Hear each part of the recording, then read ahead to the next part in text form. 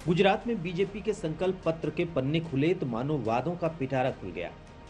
20 लाख रोजगार, छात्राओं को स्कूटी, पीएम आरोग्य योजना 5 से 10 लाख, 1 लाख महिलाओं को रोजगार। गुजरात की अर्थव्यवस्था को 1 ट्रिलियन अर्थव्यवस्था बनाना। 2 सी फूड पार्क की स्थापना, 25 बिरसा मुंडा आवासीय स्कूल, श्रमिक क्रेडिट कार्ड, 2 लाख तक लोन, कृषि इंफ्रास्ट्रक्चर कोष तहत 10,000 करोड़। गुजरात में बीजेपी पत्र में वादों की ये फहरिस्त इतनी लंबी है कि कम वक्त में नहीं बताया जा सकता है, लेकिन एक वादा ऐसा है जिसने सियासी गलियारे में भूचाल ला दिया है, यानी यूनिफॉर्म सिविल कोड, जिसे हिंदी में समान नागरिक संहिता कहते हैं। गुजरात चुनाव में अपने संकल्प पत्र में इसी वादे के जरिए बीजेपी ने गर्मी पैदा कर दी है। हमारी समिति बनी है गुजरात में यूनिफॉर्म सिविल कोड का, उस समिति का रिकमेंडेशन अक्षरशः हम लागू करेंगे। इसको ये जो प्रदेश में, देश में रेडिकल विचारधारा को बढ़ा रहे हैं, उनके खिलाफ एंटी रेडिकलिज्म सेल बनाया जाएगा।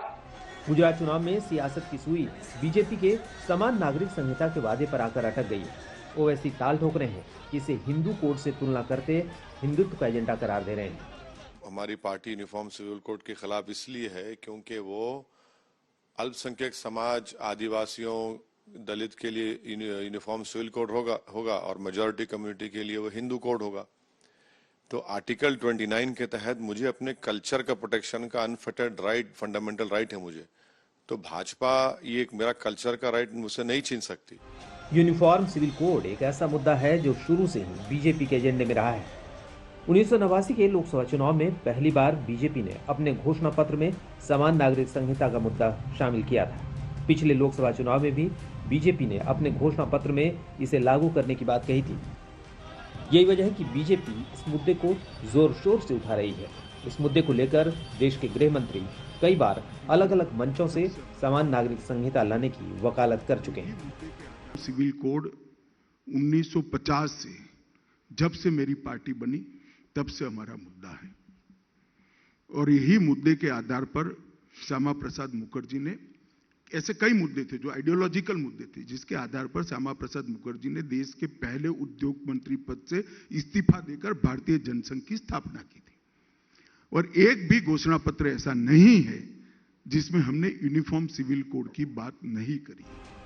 बीजेपी जब शून्य पर थी तब और आज जब शिखर पर है तब उसकी डायरी में 3 मुद्दे हमेशा बने रहे। देश की जनता से बीजेपी ने जो वादा किया, उन 3 मुद्दों में से 2 लागू कर चुकी है, बस एक बाकी है, यानी राम मंदिर निर्माण पूरा, धारा 370 का खात्मा पूरा, समान नागरिक संहिता बाकी है। बीजेपी तो अपने लाइन लेंथ पर खेल रही है। उसने सियासत में जो लकीर खींची है उस पर सीधे चली जा रही है और उसे कामयाबी भी मिल रही है।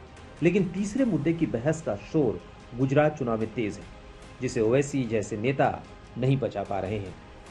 क्या जो अगर कोई अपना रिलीजन बदलना चाहता है तो वो कानून निकाल देंगे आप? हिंदुइज्म को छोड़कर अगर कोई दूसरा मजहब चेंज करना चाहता तो आप परमिशन नहीं देते। आपने यूनिफॉर्म सिविल कोड की बात की, जो मलधारीज हैं कच्छ के, वहां पर आप उनको इसलिए फॉरेस्ट राइट्स नहीं देते क्योंकि वो मुसलमान है, दांग में दे देते हैं आप। तो यूनिफॉर्म सिविल कोड अपनी नाकामियों को छुपाने का भाजपा के पास एक तरीका है और ये बिल्कुल फंडामेंटल राइट्स के खिलाफ होगा। दरअसल समान नागरिक संहिता का कार्ड बीजेपी ने उत्तराखंड चुनाव में चला था, वहां उसे कामयाबी हासिल हुई। हिमाचल चुनाव में भी सरकार बनने पर यूसीसी का वादा कर दिया।